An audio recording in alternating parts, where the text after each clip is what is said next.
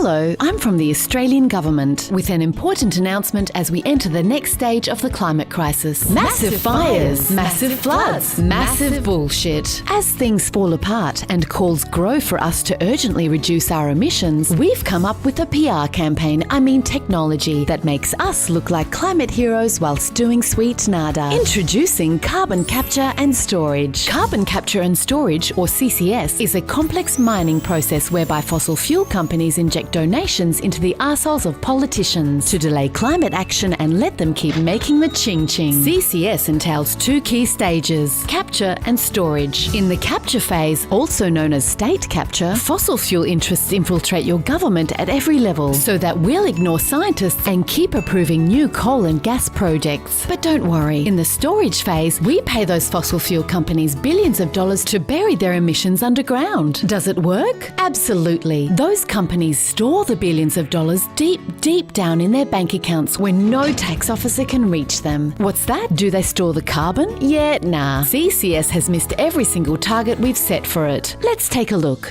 20 years ago, we told you that by today, CCS would capture 5,000 million tonnes of CO2 per year. Today, the world can barely capture 10, which is so far off target you can't even see it on this graph. And when you remember that our global emissions are 36 billion tonnes each year, even if it had met its target, it would contribute approximately fuck all. We also said there'd be 100 CCS projects running by today. Today, there are only 6, but the biggest one's right here in Australia. So how's it been doing? Well, we gave Chevron $60 million to capture its emissions, and in 2016 it captured fuck all. In 2017, fuck all. In 2018, fuck all. But in 2019 it finally got clogged up by sand. To date, Gorgon has captured only 30% of its target, and that's just its processing emissions. If you include all those released when the gas is finally burned, it captured barely 2%. But hey, Chevron stored 100% of that 60 million you gave them. Capture and storage. And that's just the latest fail. Here at the Canadian government, we spent about $1 billion to prove CCS works at this power plant, except it proved it doesn't by failing to reach its target every single year.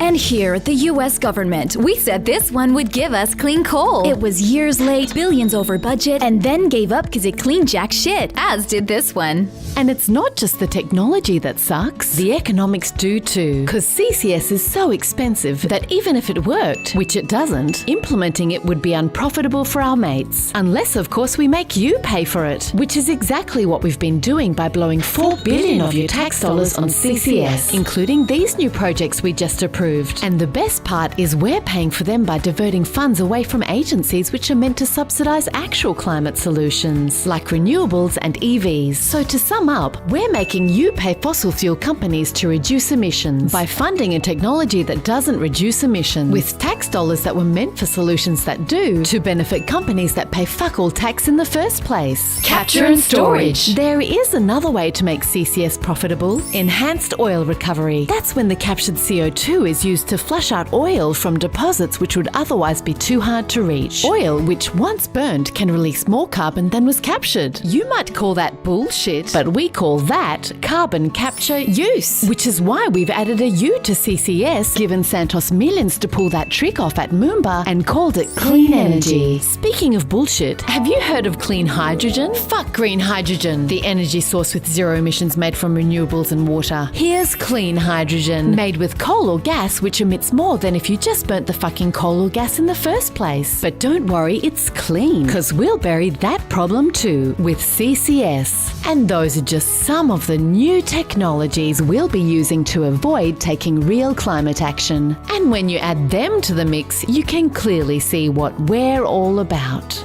Australian Government.